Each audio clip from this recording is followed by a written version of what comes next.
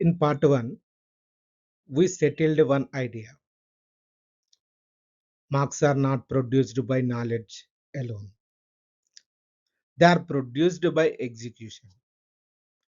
The layer that sits between what a student knows and what finally lands on the answer sheet. This is all regarding about answer writing. Now a question, when does execution begin? Most students believe it begins when the pen touches the paper. But I do not think that is the truth. Why? Because execution begins earlier at the moment the student reads the question. Because everything that follows after reading the question, like selection, structure, analysis, and completion, is decided by one thing, what the student thought the question was asking. Read the question wrong, and every correct fact you write becomes a wrong answer. So, before we teach answer writing, we teach question reading. That is the part 2 of the answer writing. And it has three stages and three stages of a reading question. Reading of a question. What are the three stages? First stage is read. When you are seeing the question, you have to see every word the examiner actually placed in the question. After reading the question, you have to interpret. That is the second stage. In the interpret stage, convert those words into the real demand of the particular question. Then third stage, boundaries. What are the boundaries and why for boundaries? Boundaries decide what belongs to inside the answer and keep everything else out. So we are going to discuss about these three stages in depth.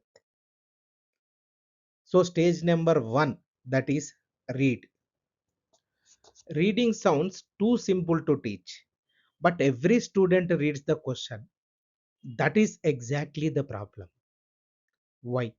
They read it once, recognize the topic, and start writing about the topic.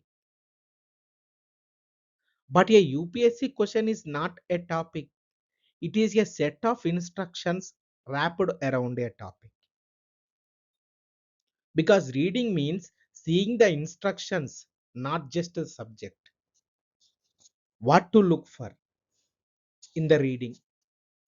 We are going to look for first and foremost the directive word.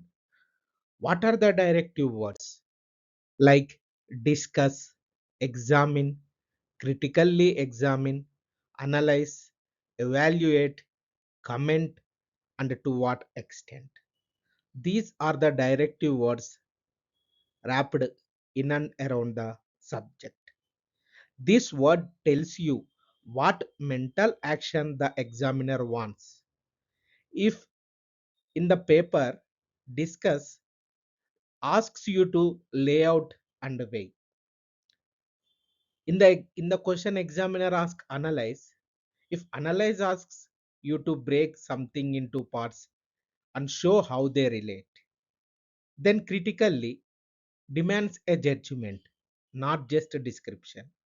So when you are seeing the question and reading the question, while reading the question, not only reading the subject is important, but you have to be focused on directive word also, because your answer should be depend on the what directive word in the present in the question paper or question.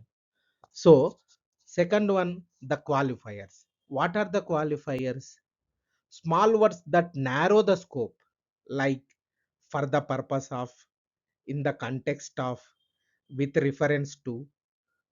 These type of words are called as the qualifiers. These are not decorative words. These are not for decoration anymore. They are fences.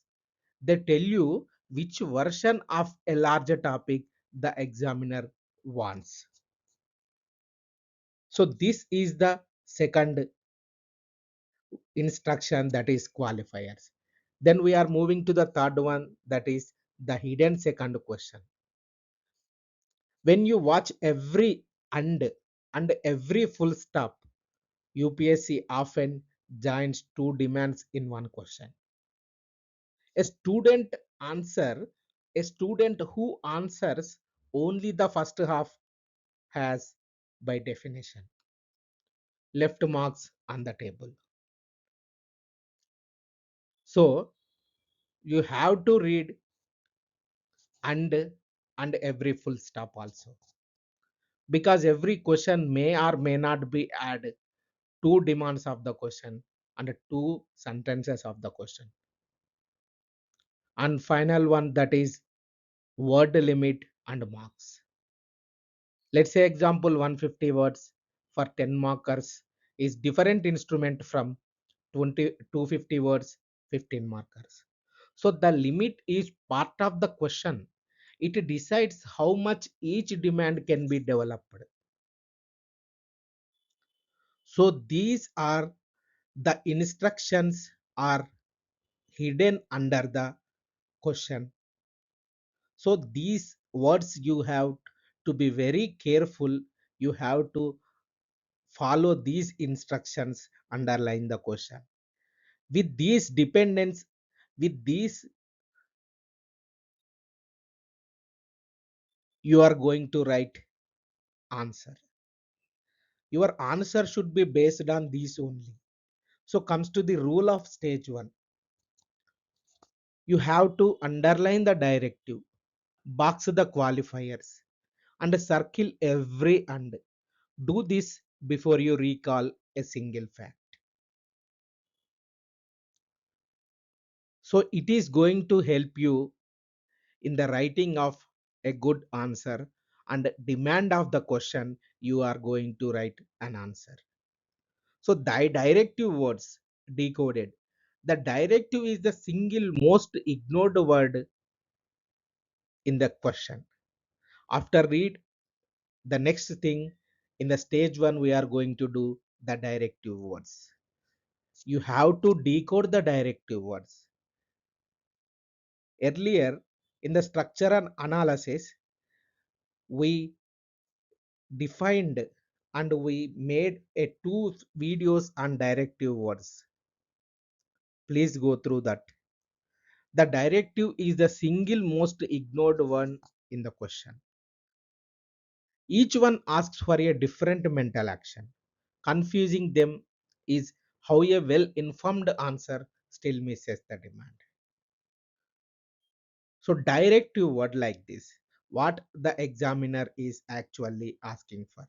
Let's say discuss. For the discuss, we are going to do is lay out the key dimensions and weigh them. Breadth with some judgment. Then examine. For examine, you have to inspect closely. Take the thing apart and look at how it holds up. So examine is comes to this structure. Then critically examine. Examine, then add a verdict. A position is required, supported by reasoning. Comes to analyze. Break into components. Analyze means when the question is asking regarding analyze, break into components and show how they relate or cause one another. And evaluate. Next word. In the evaluate, judge worth or success against a standard, strengths against weaknesses, ending in an assessment. Then comes to the comment.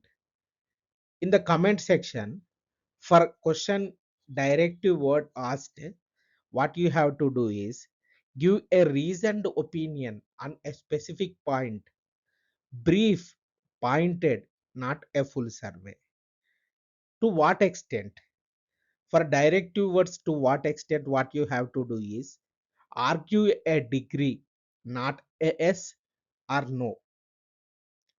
Concede the other side, the land on largely or partly or only in part. This is called stage 1 directive words. Let me repeat it again. Usually in the questions present, these type of directive words appear like discuss, examine, critically examine, analyze, evaluate, comment, and to what extent. To what extent. So this is the stage 1. When you are reading the question, you find directive words. Then second stage, that is interpret. Reading gives you the words. Interpreting converts them into demand. A clear single sentence that says what the answer must do. This is the step most students skip. Why? They move straight from topic recognition to writing. They don't want to interpret before writing. They are not interested in interpretation. They are continuously writing after seeing the question. Interpretation forces a pause before writing. So say the demand back to yourself in your own words. So that is why interpretation or interpret is need half the hour. So turn the words into one demand. A useful test for you. Finish this sentence. I will give you one sentence. The examiner will give marks only if my answer dash. If you cannot fill the blank in one sentence, you have not understood the question yet. And no amount of content will fix that. Because interpretation also separates two things. Students constantly confuse like the topic and the task. Topic and task. What the question is about. What the question is about is topic. What the question wants you to do is task. So a noun corrupt practices, nanotechnology in agriculture. A verb discuss, analyze, show whether, explain how, tempts you to write everything you know, but tells you which slice of what you know is relevant.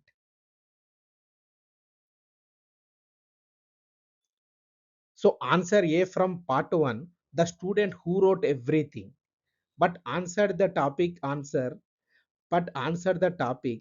Answer B answered the task. Answer 1 write the task. Answer A write the topic. Answer B answer the task. So interpretation is how you become answer B in the part 1. I am telling you. Boundaries. Next stage, boundaries. Once you know the demand of the question, the last stage is discipline. That is deciding the edges of the answer. A boundary is the line between what belongs and what does not belong. Strong answers are not the ones that contain the most, they are the ones that contain only what the demand requires. Fully developed. Students break boundaries in three predictable ways, like background flooding, three sentences of history before reaching the actual demand of the question. Then topic dumping, writing all you know about the subject because you know a lot, not because the question asked. And drift, third way is drift, answering a nearby question you wish had been asked instead of one that was. So these three predictable ways you may go out of the question, out of the demand of the question, with your background flooding, topic dumping, and a drift. For your boundary test, what you have to do? For every sentence you plan to write, ask yourself one thing: which word of the question is this serving? Which word of the question is this serving? If you cannot name the word, the sentence does not belong to the particular question. So boundaries cut both ways. The opposite error is over pruning, dropping something the demand genuinely asked for because it felt like a tangent. A boundary keeps the answer on the question, it does not shrink the question. Cut what drifts, keep what the demand named in the question. So read tells you what is there, interpret tells you what it wants, boundaries tells you where to stop.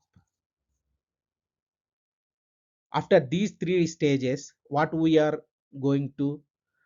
learned so far is: reading tells you what is there, interpret tells you what it wants, boundaries tells you where to stop. Now we apply all three to real questions. Frameworks become useful only when they survive contact with a real question. So for that, we taken two questions from 2025 paper. First one is GS paper 2, and the second one is we taken from GS paper 3. For that, we are going to decode step by step from reading to boundaries and writing, etc. The question is: discuss the corrupt practices for the purpose of the Representation of the People's Act 1951.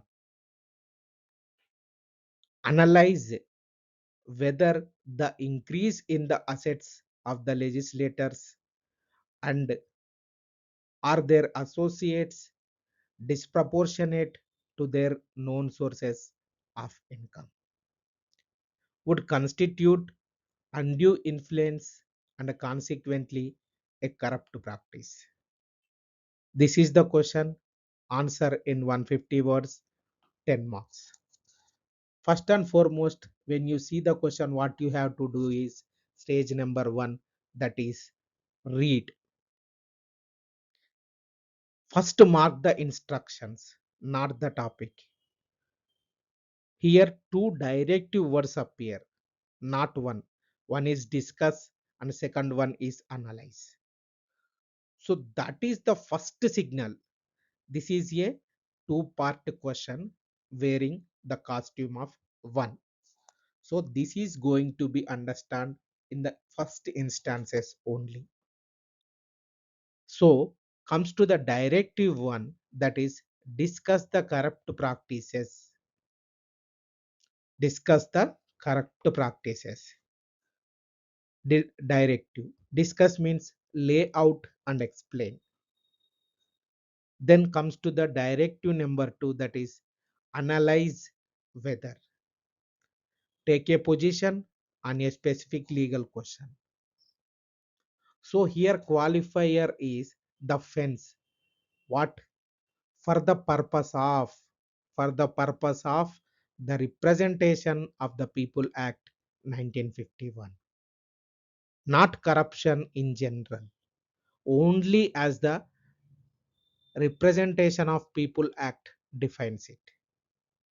This is you have to understand very carefully.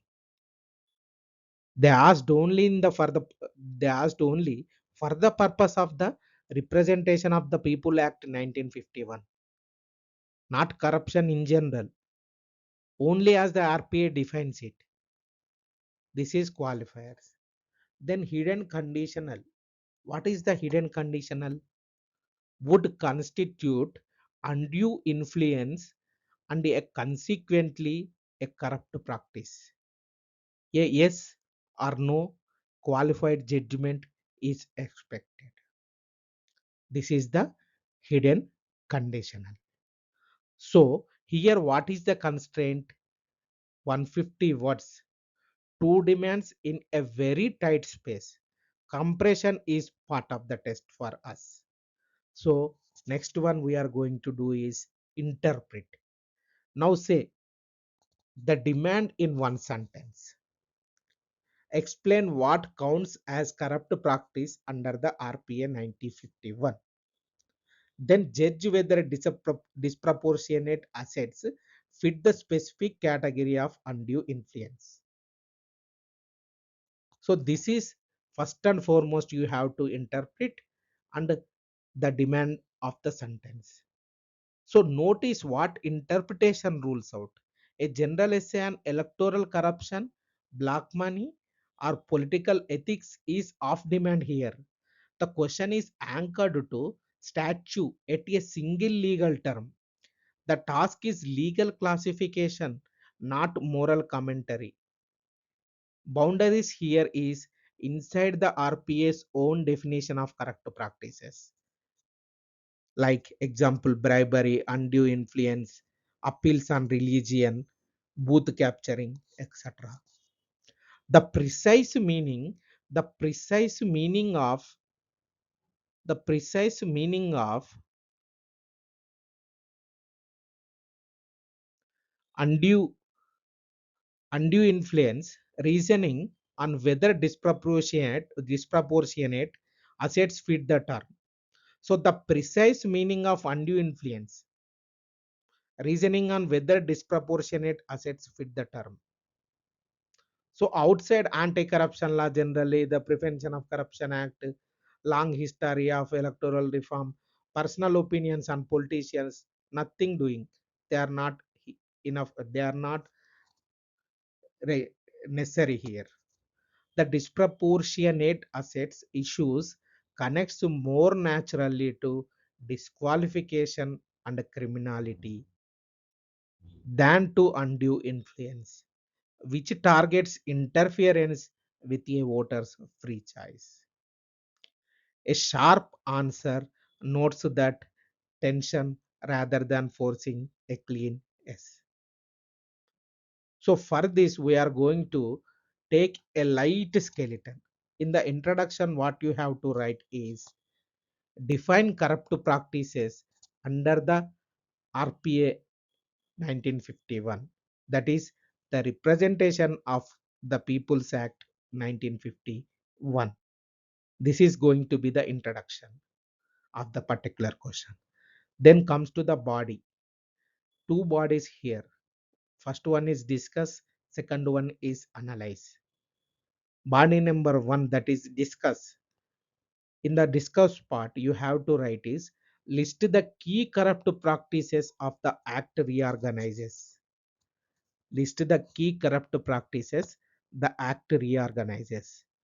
Define undue influence specifically because it appears in the question. So then comes to the third one, that is body 2. Body 2, in the body 2 what? Analyze. Analyze. For analyze, what you have to do is test disproportionate assets against the meaning of undue influence. Show why the fit is weak and where it really belongs. This is you have to write in the body, second body. Then comes to the conclusion. A one line. A qualified verdict, not automatically undue influence, though relevant to disqualification. This is the light skeleton of this particular 150 word answer. What is the scoring lesson here? The marks here come from the qualifier and the conditional. A student who writes a confident general essay on corruption misses both demands and the fence and scores low while feeling productive. So again, I am going to repeat and explain in short, short, shortly this thing. So discuss the corrupt practices for the purpose of the Representation of Peoples Act 1951. Analyze whether the increase in assets of legislators or associates disproportionate to known income would constitute undue influence and consequently a corrupt practice. First of all, we are going to do is, after seeing the question, you have to read. Two directives are there: discuss and analyze. When you see the question, you may understand this is a two-part question in disguise. So after the directive identify, then you are going to qualifier. What is the qualifier here? For the purpose of the RPA 1951, and not corruption in general, only for the purpose of the RPA 1951 only. Then what is the hidden conditional? Would constitute undue influence. A judgment is expected. So constraint is what? 150 words. Compression is part of the test. So next one, interpret the demand in one sentence. Explain what counts as a corrupt practice under RPA 1951. Then judge whether disproportionate assets fit the category of undue influence. This is the interpretation. Then what is the boundary? Inside the boundary means the RPA's definitions, the precise meaning of undue influence, and whether disproportionate assets fit it. This is the inside. Outside the boundaries, anti-corruption law generally, the Prevention of Corruption Act, electoral reform history, opinions on politicians. This is outside the boundary. So you don't put into this particular answer these things. So this is the answer in 150 words, 10 markers. You have to write like this. This this is the particular answer. In this way only you will get good marks. Then we are moving to next question, that is, how does nanotechnology offer significant advancements in the field of agriculture? How can this technology help to uplift the socio-economic status of farmers? 250 words, 15 marks. This is the question belongs to GS paper 3 from 2025 question, 2025 paper. So after seeing the question, what you have to do is read. This question hides nothing in qualifiers. It hides its trap in plain sight. Read it again and count the question marks. There are two. So this is openly two-part question. And the two parts are not the same here. Demand 1. How does nanotechnology offer advancements in agriculture? This is the technical and scientific half. And demand 2, what? How can it uplift the socio-economic status of farmers? The human or development half. This is. So comes to the directive part, implied. How does, how can, explain mechanisms and pathways, not just list applications. Implied. That is implied. Constraint here is 250 words across two distinct demands, roughly half of the space to each. So this is the read. Next, interpret in one sentence.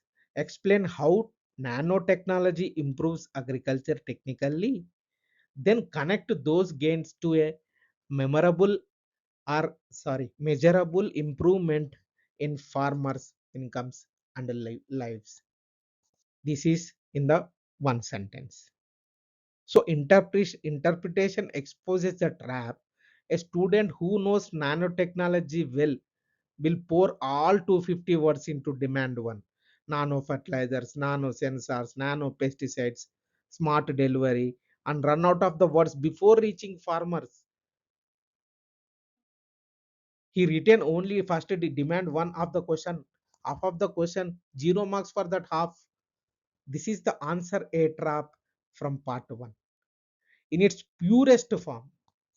So, boundaries.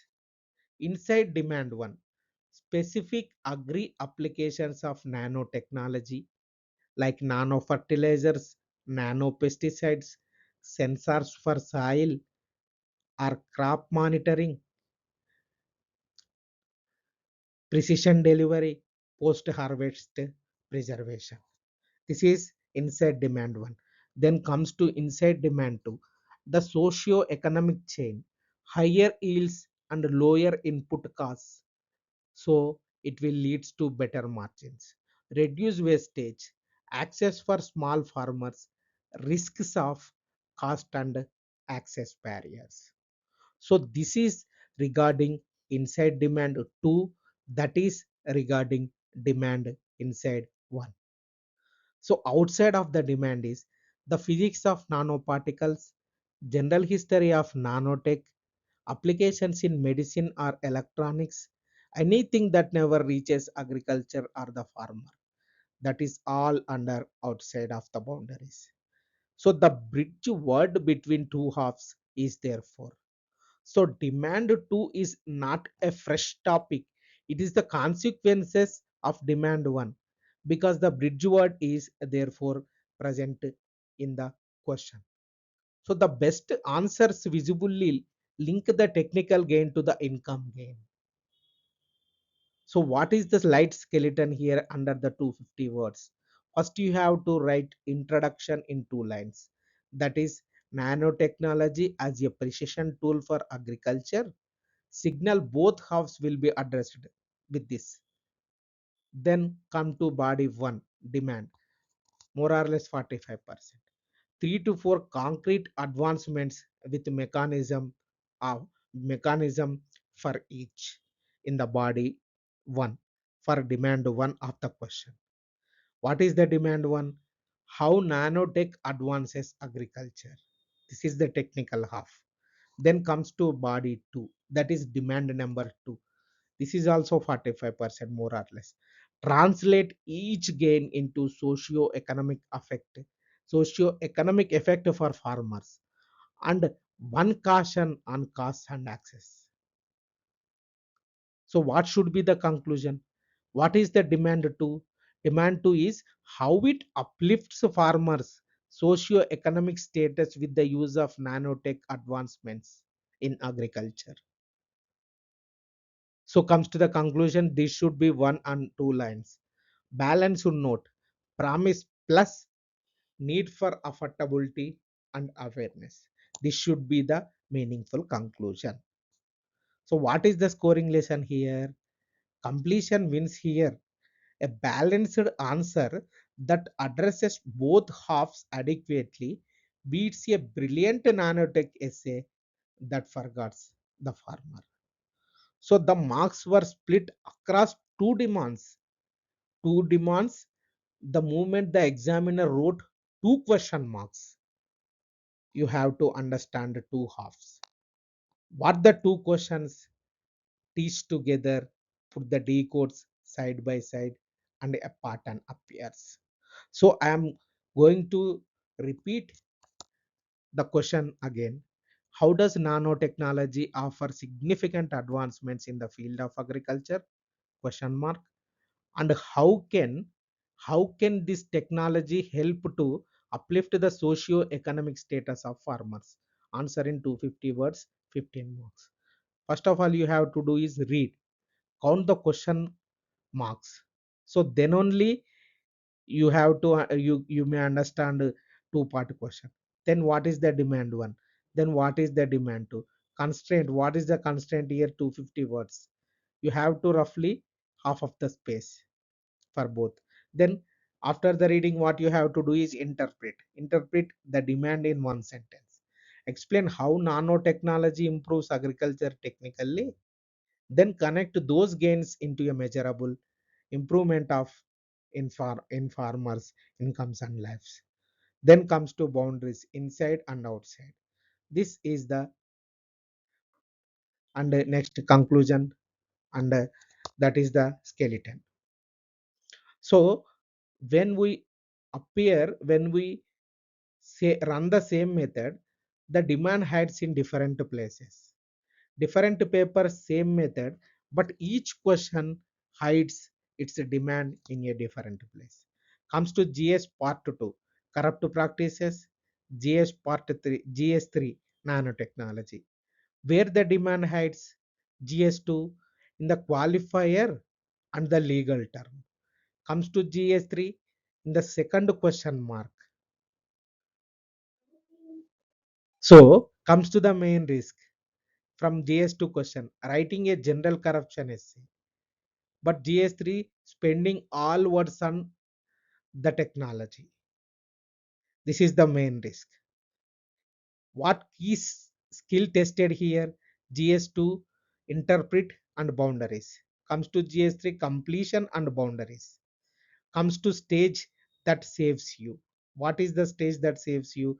Comes to GS2 part, reading the fence for the purpose of. Here reading the two how questions. This is the same method the demand hides in different places for GS2 corrupt practices and GS3 nanotechnology. The lesson here is not about RPA or nanotechnology. It is that demands hide in different places, and only a deliberate read, then interpret, then boundaries. Pass finds them every time. So answer writing does not begin with the answer. It begins with the question. Read every word the examiner placed there. Interpret those words into a single demand. Set the boundaries and stay inside them. Do that, and the hardest part of the answer is already done before you write a line.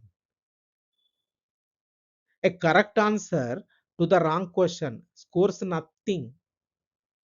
Understanding the question is the first place. Marks are won or lost. So what you have to do is read, interpret, set the boundaries, because correct answer to the wrong question scores nothing. So next episode, that is part 3, selection. Once you understand the demand, how do you decide what deserves to enter the answer? Thank you.